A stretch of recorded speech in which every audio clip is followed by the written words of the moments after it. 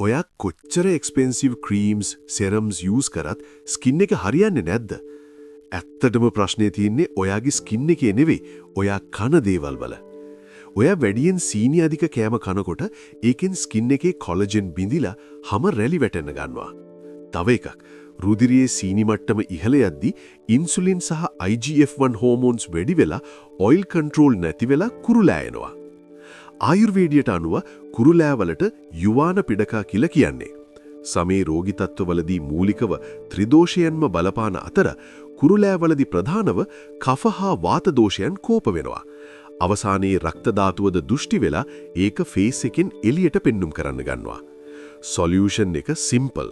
සීනි කෑම අඩු කරන්න, වතුර බොන එක වැඩි කරන්න, ඉරමුසු හෝ රණවරා වගේ හර්බල් ඩ්‍රින්ක්ස් ඇඩ් කරගන්න.